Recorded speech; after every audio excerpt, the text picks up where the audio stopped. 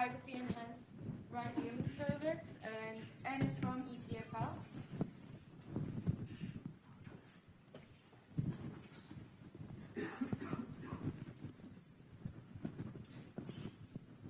Okay, thanks for the introduction. So hello everyone, my name is Anne, and I'm going to be talking about a privacy-enhancing solution for ride-hailing service, and we named the solution PrivateRide. So in the past few years, we have witnessed a rise in the popularity of ride-hailing service, right? They have had millions of users with millions of rides in hundreds of the cities. And they have also received billions of dollars of VC fundings and have become the most valuable startups across the globe. And I think these numbers are not surprising because compared to traditional taxi service, ride-hailing service bring more convenience and usability for the riders. Unfortunately, at the same time, they introduce privacy problems for the riders, as evidences have been reported. So the privacy problem for the riders comes from the fact that the service provider collects detailed information about the rides of the riders, including detailed location traces, together with the identities of the riders. And as a result, the service provider or any entity who has access to this data can infer sensitive information about the activities of the riders, for example, one-night stand. And they can also monitor the locations of the riders in real time, for example, for entertainment purpose, and so on. So in this work, we make three contributions. We made the first general privacy analysis of ride-hailing services, and we identify the threats that are high risk in ride-hailing service. We propose PrivateRide, which is the first solution that addressed the threats that we identified, and we made a thorough privacy and performance evaluation of the solution. But before talking about all these, let's take a look at how the current ride-hailing service works. So the most common setup of ride-hailing service involves three parties: the riders, the drivers, and the service provider. The service provider match the riders and the drivers based on their locations. And at the end of the ride, the service provider computes the fare, it charges the riders, and it pays the drivers. And also the service provider provides a reputation system that enables the riders and drivers to rate for the reputation of each other on the scale from 1 to 5. So throughout the talk, I'm going to use the threat model as follows. The riders and the drivers are active adversaries who might want to collect personally identifying information of each other, for example, for blackmailing purpose.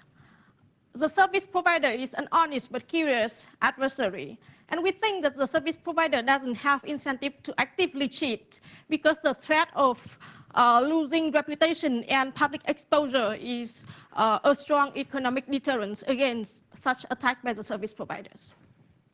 We define another adversary in the system, and we call it the outsider, which is an active adversary that has more resources than a single rider and driver, and it wants to collect personally identifying information of the riders and the drivers. An example of this adversary is, you can think about it as a group of conventional taxi drivers or like a competitor service provider, for example.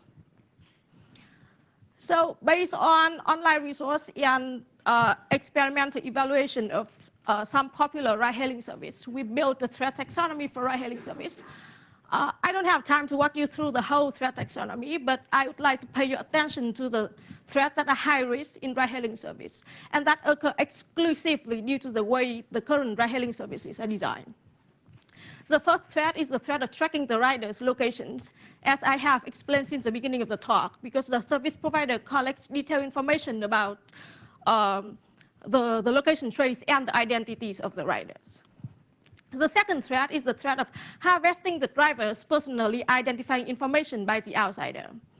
And it is possible due to the early release of the drivers' personally identifying information during the ride setup procedure in the current ride-hailing service.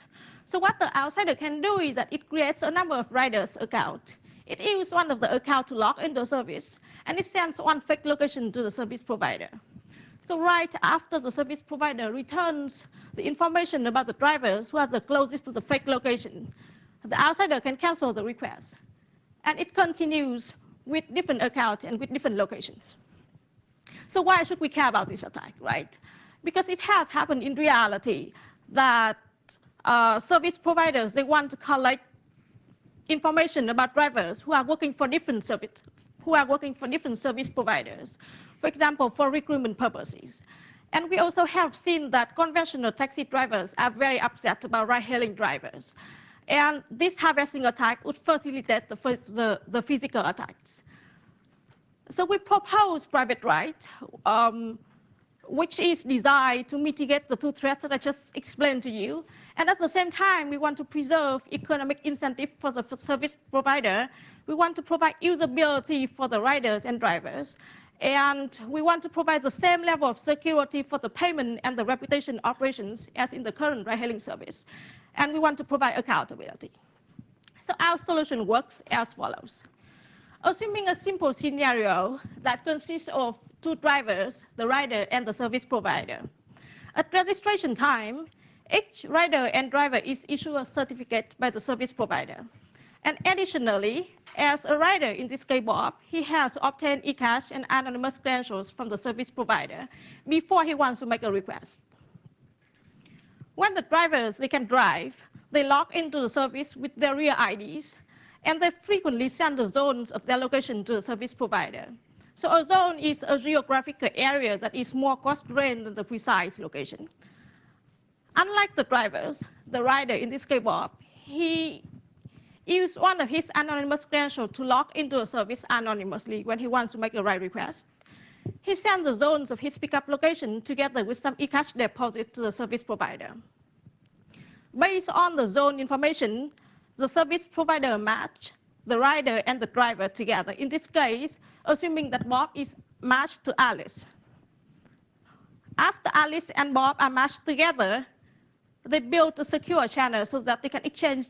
They build a secure channel through the service provider so that they can exchange their precise location, and Bob can review his reputation score to Bob. And also together, they generate a pairing pin that is going to be used later on in the protocol. When Alice is driving to the pickup location to pick up Bob, she sends her location in real time to Bob through the secure channel. When Alice is in the close proximity of Bob, Alice and Bob perform a proximity check by using short-range communication technology, for example, Bluetooth or Wi-Fi Direct, so that Alice can verify the physical presence of Bob before she releases her personally identifying information, including the vehicle's information and her profile photo. And this helps to prevent the harvesting attack that I explained to you before. And also, Bob can use Alice personally identifying information to verify Alice to prevent the problem of fake drivers in ride-hailing service. And yes, and this operation happens when Bob is about to enter the car, and therefore the communication distance between the phone of Alice and Bob can be short range. After that, Alice and Bob, they are involved in a cryptographic protocol so that they can build and exchange reputation tokens that later on, when the ride finishes, they can use to rate for the reputation of each other. After that, the ride begins. Alice reports to the service provider the location between the pickup and the drop-off zones at predefined time intervals. So it means that the time is not precise, but it's obfuscated. Upon reaching the drop-off zone, Alice notifies the service provider that the ride has finished. The service provider can charge Bob from the e-cash deposit. And later on, Alice and Bob can use the reputation token to rate for the reputation of each other anonymously. So let me give you some intuition about where the privacy of the system comes from. So the table shows a comparison between the information collected by the service provider in the current ride-hailing service and in PrivateRide.